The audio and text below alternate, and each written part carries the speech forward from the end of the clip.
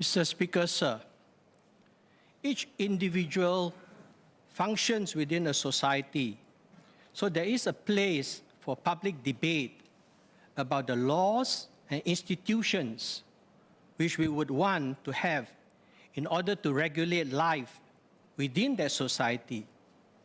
At one level, I believe that this debate is about whether the family, defined as a marriage between a heterosexual couple and their parenthood, is the unit that forms the basic structure of a well-ordered society. Children are born into families and develop their complete lives with the investment of their parents who gave birth to them. If we view the family as just defined as part of the basic structure of society, then we would want to have laws and institutions that support that family.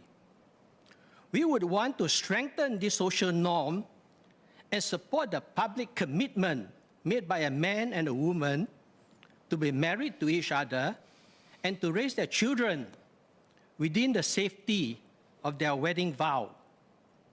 Playing their complementary roles, fathers and mothers raise their children who contribute to the orderly formation and further reproduction of society over many generations. Research shows that the cognitive and the socio-emotional skills that are acquired in early childhood and that their development is very much shaped by the family environment. While it has to be acknowledged that there are major challenges that couples will have got to tackle in order to keep their marriages healthy and to provide the best environment to raise their children, our laws and institutions must help to strengthen a culture where husbands and wives give priority to building strong families.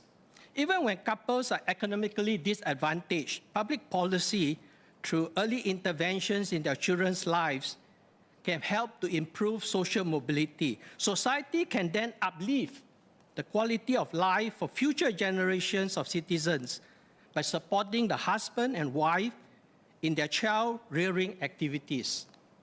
Singapore has made a transition from an economy built around factories that produce standard labor-intensive goods for sale into the world market to one that is more service-oriented and where the fourth industrial revolution will require workers to exercise a wide range of both cognitive and non-cognitive skills. In such an economy, I believe the family remains the bedrock of society, where children learn complementary lessons from their fathers and their mothers so that they develop the skills needed to become well-functioning future workers.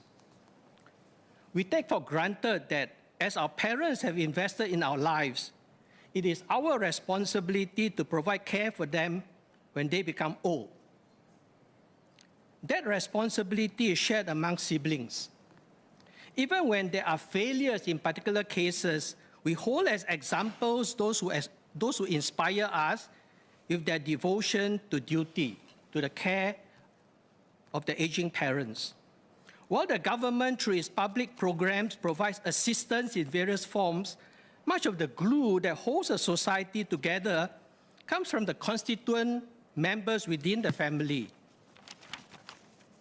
We should want, in instituting our laws, to convey through all means possible the gratitude we feel for the complementary roles that our fathers and mothers play in raising us to become well-functioning adults. Departing from this norm of what constitutes a family, I believe, leaves us in uncharted waters. Mr. Speaker, sir, the government has reiterated that it has no intention to change the tone of society. It also affirms, I quote, the family as the cornerstone of our social fabric and marriage between a man and a woman, end of quote. A strategy to redefine what constitutes a family? From what the government has reaffirmed as marriage between a man and a woman and their parenthood, involve taking sequential steps to progressively bring about change. In many historical cases around the world, where the structure of the family has been changed from the norm that the government has reaffirmed, legislative changes have indeed taken place sequentially, beginning with the decriminalization similar to the repeal of the law we are discussing today, to subsequently defining the family in a very different way from the basic structure of the family just mentioned. These changes, these legislative changes, make the definition and institution of marriage both contingent and subject to change.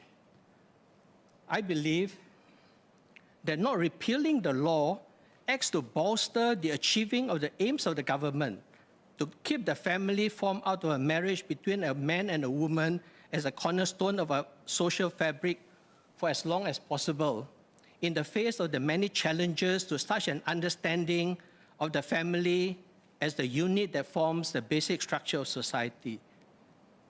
I believe that keeping the current law serves to provide an important marker to preserve the present structure of the family and its supporting institution.